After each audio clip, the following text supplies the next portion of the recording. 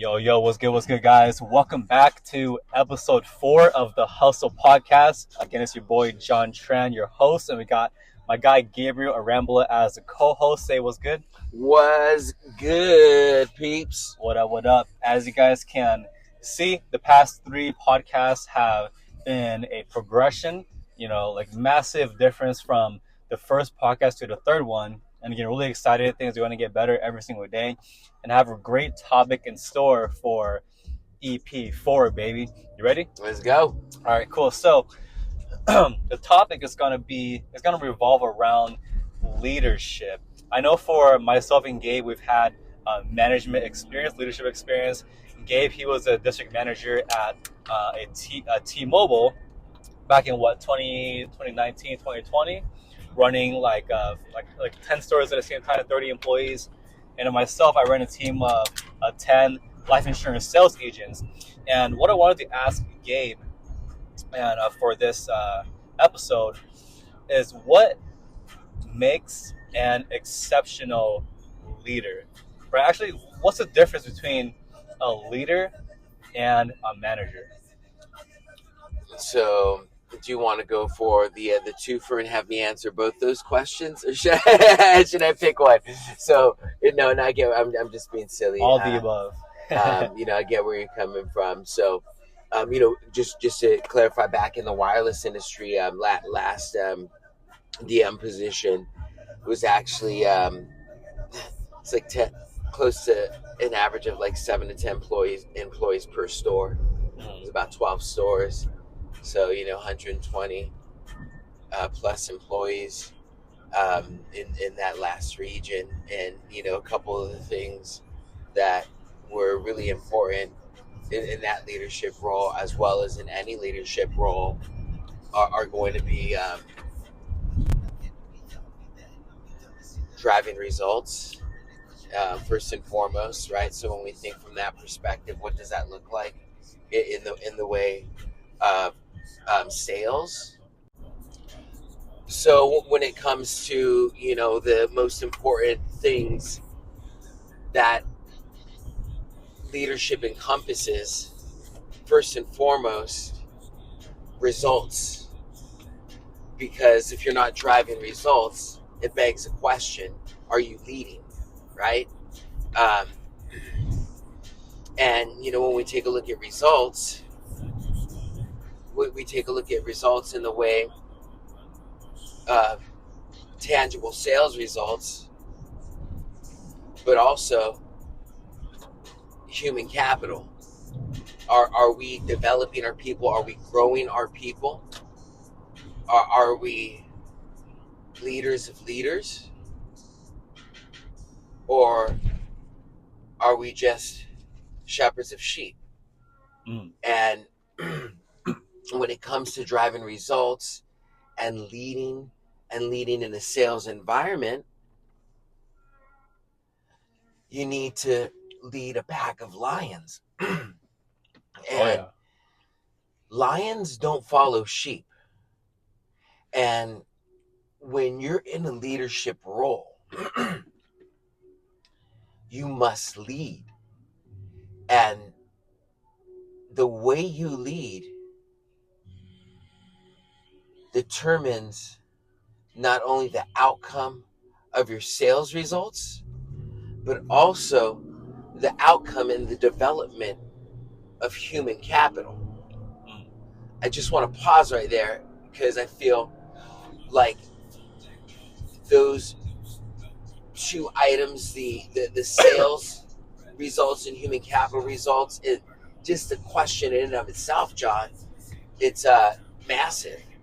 So what are your thoughts on that, and how do you see that, if at all, displayed in our previous experience working with one another in our other lives, and how have you seen it play out firsthand before you as a subordinate, but then also as a leader?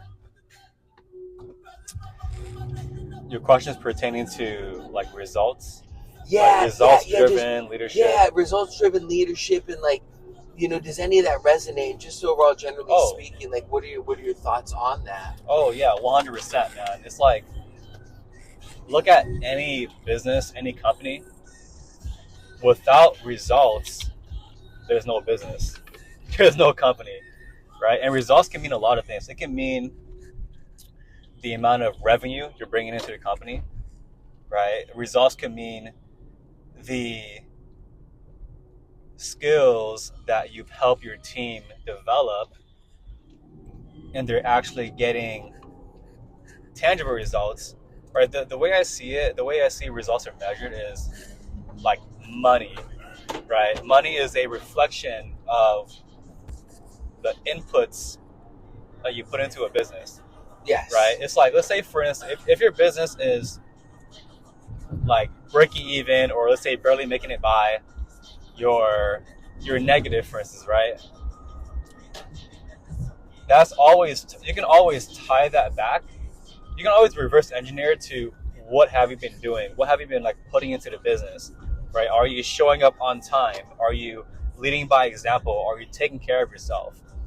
Right? Yes, and then also just to clarify, can we agree that one of the key fundamentals of leadership is driving results? Oh yeah, okay. Driving results. But in order to drive results, you have to work on the inputs. Like, what are the things it's like, how are you fueling the business, right? Because the way I see it, our business, sales, money, finance, is all a reflection of us as the leader, right? If we're not doing well in business, we're probably a shit leader.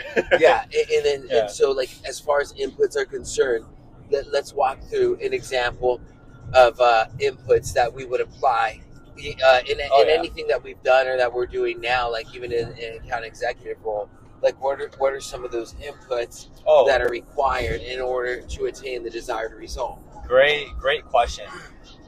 So the inputs, the work ethic, right? Putting in 10-hour days, 12-hour days, every single day, like 5, 6, 7 days a week, right?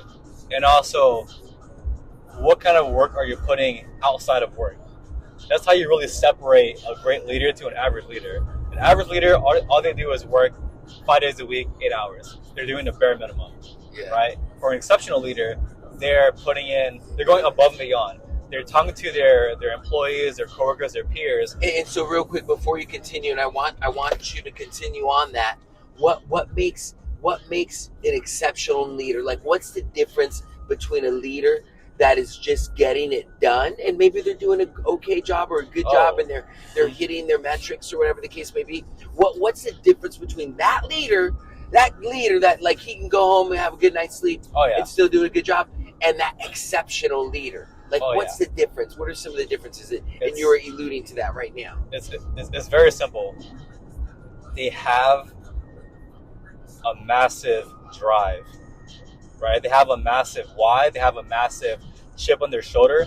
Like, they know that they're like, fuck mediocrity, fuck complacency. They don't like being average. They like doing more than others, because think about it, right? It's like, we only have one life on this earth.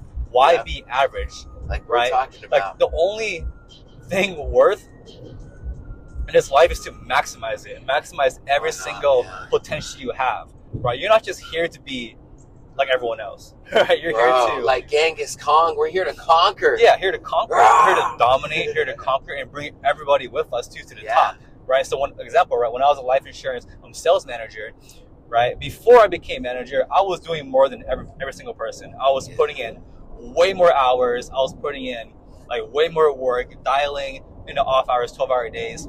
And you see, every single day we have a sheet of the hours logged. I was always number one throughout the entire company, always number one, right? And then because my manager saw that, they're like, oh shit, he's reliable. He wants it more. He treats it like his own business, right? That's another key too. Treat it like your own, like your own baby, your own business. And then from there, when I became management, I instilled those beliefs that drive the work ethic to my team as well. And in order to influence them, I had to keep doing what I was doing, right? If they saw me work 12-hour days and they only put in 5 hours, they're gonna feel like shit. They're gonna feel bad, right? They're like, 100%. damn, John's putting in this much work. He's pouring his heart out to the company, to his team. Like the least we can do is put in 10-hour days, Right? Yeah, the least we can do is match. The least we can do is match it. You know, or try our hardest to match it. Yeah, exactly. And also have a good attitude as well, because things are gonna be hard, right? As a leader, you're being watched, you're being challenged. Every single person is watching you, right? If you slip up once, then everyone's gonna catch that. If 100%, let's say, always. Like if you don't show up, if you're not like running, if you're showing up late, for example, your team's gonna see that. They're gonna show up late too. And right? even in the thing too, like even as a from peer to peer, bro. Like when I see my peers like hustling, I get motivated, bro. But when I see them slacking, I get motivated to slack.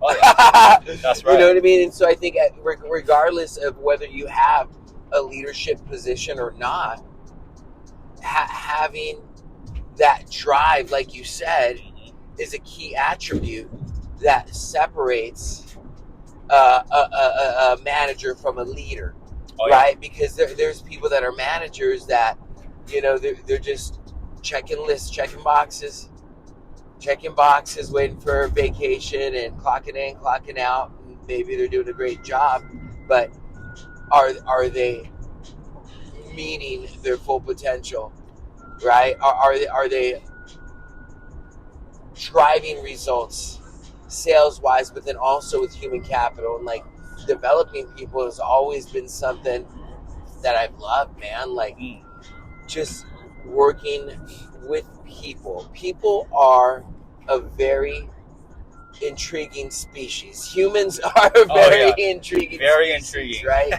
and working with humans is very, for me, it's fascinating. It's rewarding.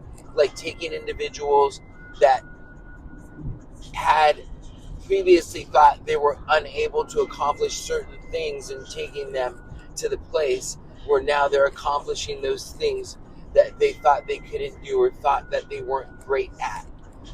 That there's nothing like that. That's just phenomenal. And then looking back at the history of that growth and that development, and even you, John, like seeing your growth and development from when we were in the wireless industry to where you are now, as an account executive at a wholesale bank with me, and seeing that journey of your progression, it's I think it's a testament to the impact that drive can have in someone's life. Oh yeah, absolutely. And one last thing before we wrap up, hope you guys are enjoying the episode 4 podcast so far. I think it's going pretty fucking good. I think so. And then before we wrap up, I wanted to share one last thing, right? If any of you guys are watching this and you're already a leader and you want to strive to be a leader, like look at it as not just doing it for a business, right? Like do it for yourself, right? Like be a leader and be a self-leader, right? Guide yourself, be disciplined, right? Work on yourself, work on your habits, work on your mindset. Like be the person to direct yourself. If you can do that, then you can direct others as well, right? And that literally that carries over to every aspect of life.